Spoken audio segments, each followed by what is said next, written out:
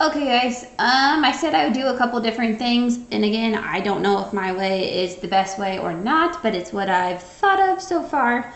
So, first off, if you have been wanting to try the Google Meets or Hangouts or whatever it's called, to find that, if you just go to Google, go to your little waffly thing over here, go down and click on Meet. Okay, once you're in here, you hit join or start a meeting. You can name it something.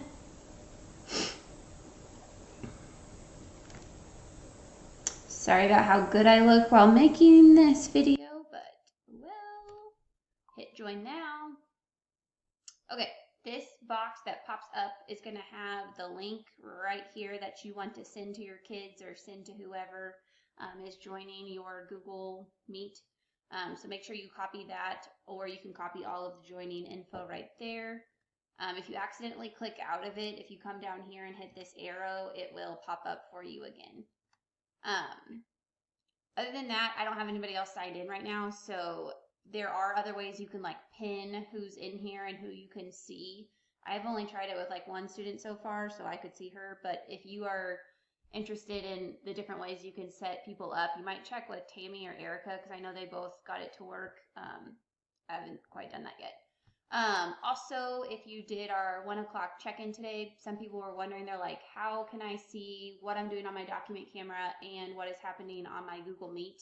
I have not had the best success with like shared screen type thing, so I just kind of make my own, split screen. I make my own split screens.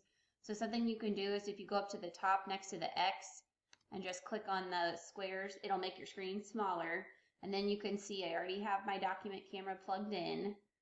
So you can resize these as you need to, but just you can put them at least side by side so then you can see that on one side of my screen I can see my conference that's going on, and then over here I can still see whatever I'm doing on my document camera. So again, there's probably could be a better way, but for right now, that's what I've got figured out.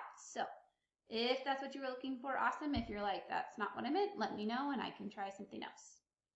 Okay, one last thing actually that I thought of, after you have your split screen set up, you are going to have to hit present now, and then you have to hit your entire screen, and then you have to click right there, and then hit share. And then now your kids will be able to see what it is that you're doing on your screen. So they'll be able to see this over here and whatever's going on over here. So again, maybe not the best way to do it, but for right now, it can still let you see what's going on in both places.